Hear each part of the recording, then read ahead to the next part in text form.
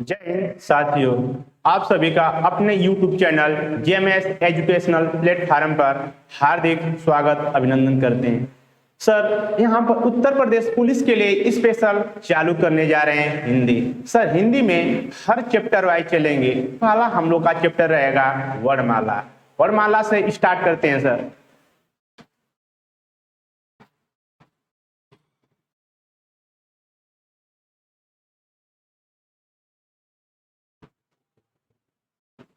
वर्णमाला सर, वर्णमाला किसे कहते हैं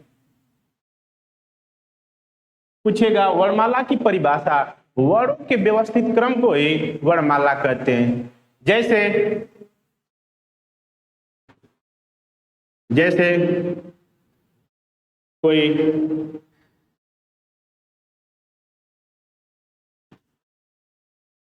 जैसे कोई माला को हम एक व्यवस्थित क्रम देते हैं, एक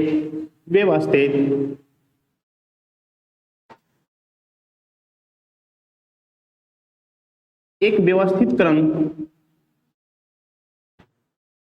देते हैं, उसे उसे वर्णमाला कहते हैं। उसे वर्णमाला कहते हैं। पूछता है कि वर्ण इसमें दो भागों में तोड़ेंगे, वर्ण प्लस माला। पूछेगा वर्ण को कभी तोड़ नहीं सकते हैं, वर्ण को तोड़ नहीं सकते हैं, तोड़ नहीं।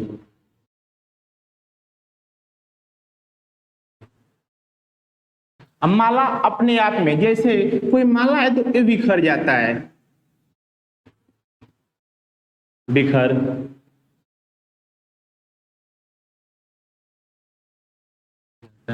पूछता है कि वर्णमाला में वर्णों की कुल संख्या कितनी है। पूछेगा कुल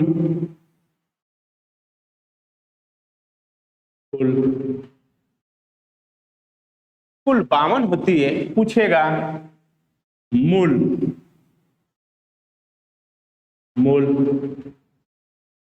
44 होती है। कुल पूछेगा तो वर्णों की संख्या 52, अब मूल पूछेगा तो 44। इसके आगे चलते हैं। पूछता है कि 52 जो वर्ण है, वर्णों के 52 वर्णों को कैसे भाग में बांटते हैं। सबसे पहला आता है, सबसे पहला वर्णों को दो भागों में बांटते हैं। पहला स्वर, दूसरा व्यंजन। पहला स्वर, दूसरा व्यंजन। पूछेगा वर्णमाला को कितने भागों में बांटते हैं? दो, स्वर तथा व्यंजन। पूछता है इसके मूल, वर्णों के दो मूल होते हैं, एक होता है स्वर, दूसरा व्यंजन।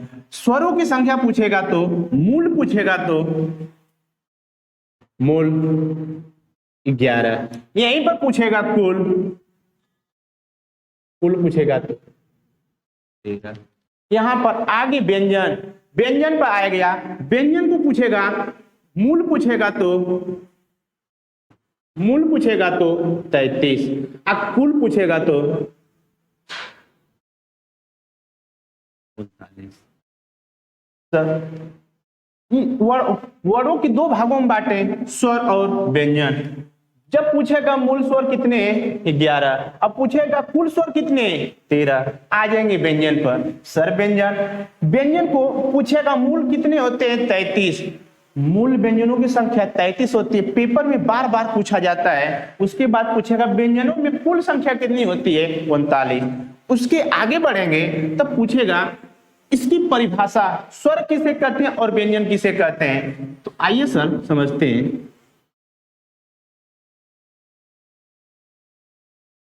स्वर जिसके उच्चारण में बहुत कम समय लगता है, जिसके उच्चारण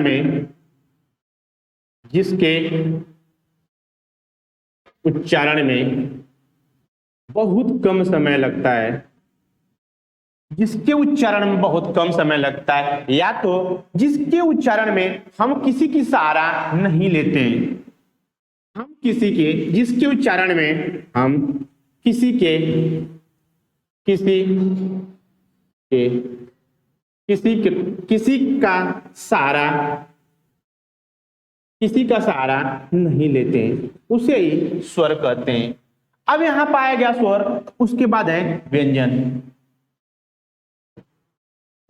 व्यंजन है, व्यंजन पूछता है व्यंजन की परिभाषा क्या होती है। व्यंजन की परिभाषा होता है जो स्वरों की सहायता से बोला जाता है उसे ही कहते हैं व्यंजन। जो स्वरों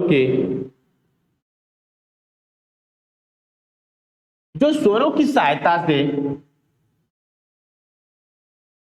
बोला जाता है उसे व्यंजन कहते हैं। पूछेगा कुल व्यंजनों की संख्या, मूल व्यंजनों की संख्या 33, अब कुल व्यंजनों की संख्या 39।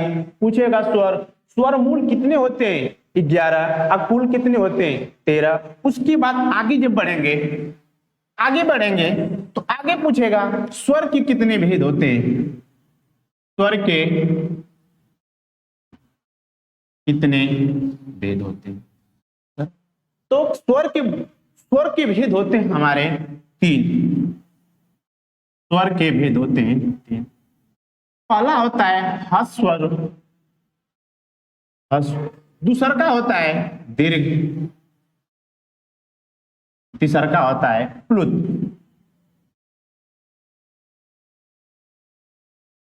तीसरा का होता है प्लुत। पहला है हमारा ह्रस्व स्वर। पूछता है कि ह्रस्व स्वरों की संख्या कितनी होती है। ह्रस्व स्वरों की संख्या 4। ह्रस्व स्वरों की संख्या 4 होती है। पूछेगा दीर्घ स्वरों की संख्या, पूछेगा प्लुत स्वरों की संख्या कितनी होती है, 1 होती है। जो इस तरह जैसे लिखते हैं ओम में जो हमारा बना है इसका प्रतीक यही रहता है।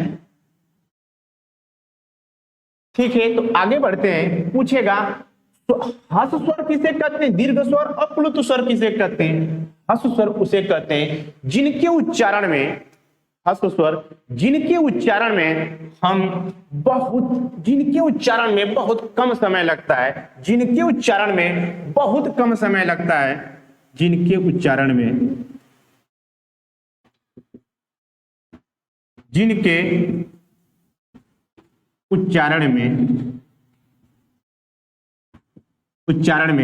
बहुत कम समय लगता है, बहुत कम समय लगता है,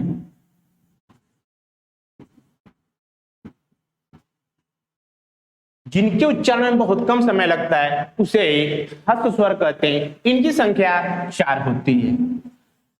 कौन कौन होती है आगे देखते हैं। जैसे है अ के बाद है ई के बाद है उ के बाद। पूछता है इनकी संख्या, ह्रस्व स्वरों की संख्या 4 होती है। कौन सिर्फ अ है, अ में किसी अ को बोलने में किसी का सहारा नहीं लेना पड़ता है, उसे ह्रस्व स्वर कहते हैं। अ ई उ और री, इनकी संख्या 4। आगे बढ़ते हैं दीर्घ स्वर।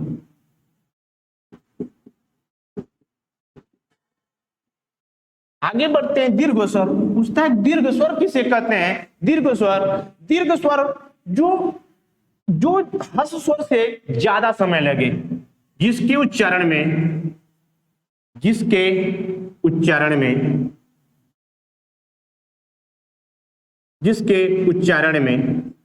ह्रस्व स्वर से अधिक समय लगता है, उसे ही कहते हैं दीर्घ स्वर कहते हैं। इनमें आते हैं 7। इनकी संख्या 7 होती है। इस सातों संख्याओं का देख लेते हैं कौन कौन आता है। जैसे में आएगा हमारा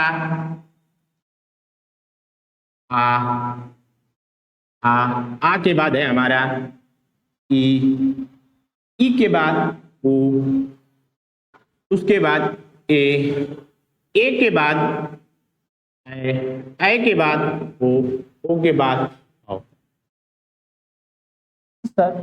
आ, ई, उ, ए औ। 1 2 3 4 5 6 7 इनकी संख्या पूछेगा दीर्घ स्वरों की संख्या कितनी होती है? 7 होती है। सातों का यहां पर लिख दिए, सातों यही होता है। इसके बाद पूछेगा प्लुत स्वर किसे कहते हैं? अब सर इसको एक बार नोट कर लीजिएगा। आगे बढ़ते हैं। उसके बाद पूछेगा प्लुत स्वर। प्लुत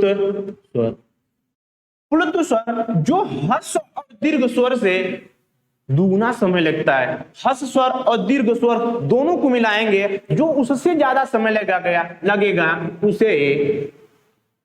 उसे प्लुत स्वर कहते हैं। हो गया सर। पूछेगा प्लुत स्वरों की संख्या कितनी होती? 1। जैसे पुकारते हैं भैया,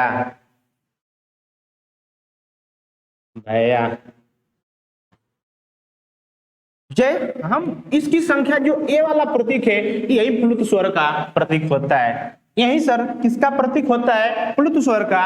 इसके आगे बढ़ते हैं। स्वर यहां कंप्लीट हुआ, इसके बाद इसको नोट कर लीजिएगा। आगे बढ़ते हैं। इसके बाद आगे बढ़ते हैं।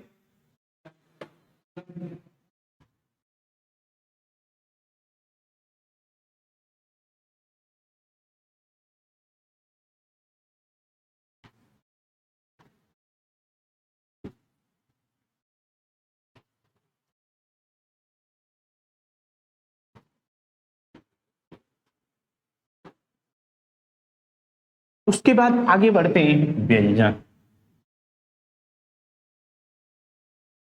स्वर कंप्लीट हुआ, उसके आगे बढ़ गए व्यंजन आगे जब बढ़े तो व्यंजन आगे बढ़ने के बाद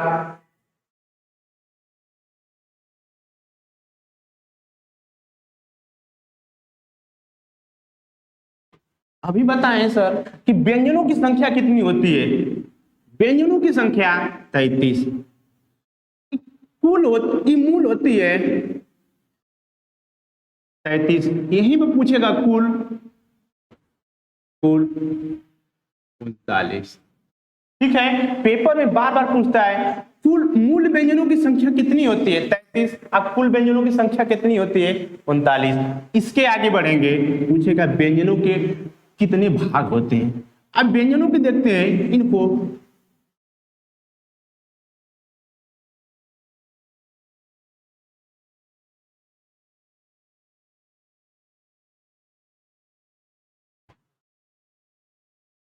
व्यंजनों के देखते हैं, आगे बढ़ते हैं।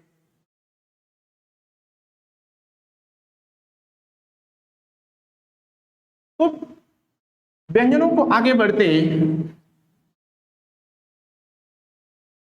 सबसे पहले आता है वर्गीय व्यंजन। वर्गीय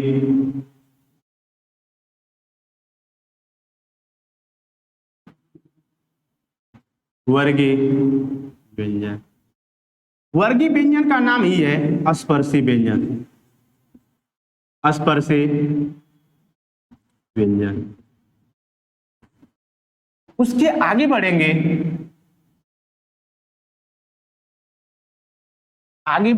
अंतस्थ व्यंजन।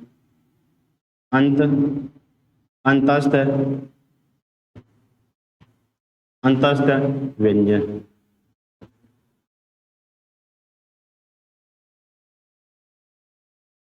आप फिर आगे बढ़ेंगे ऊष्म व्यंजन।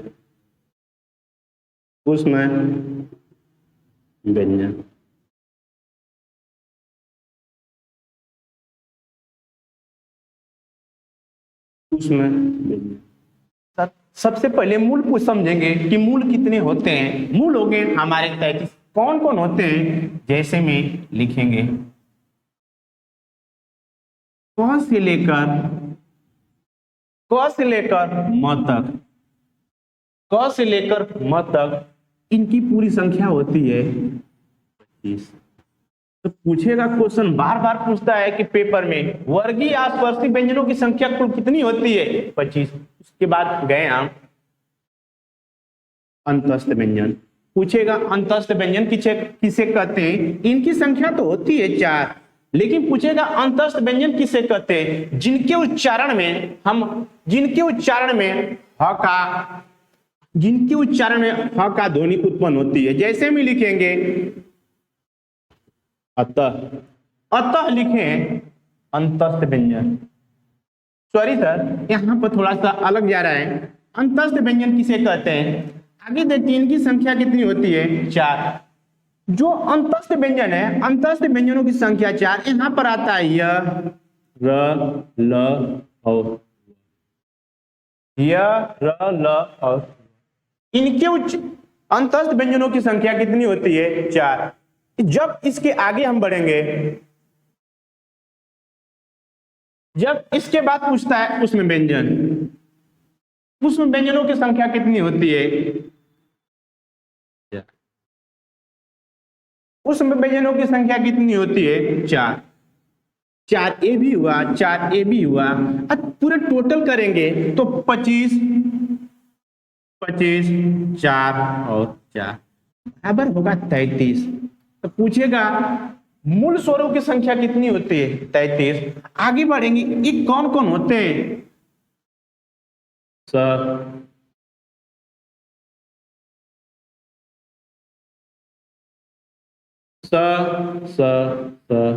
और इनकी संख्या होती है स और।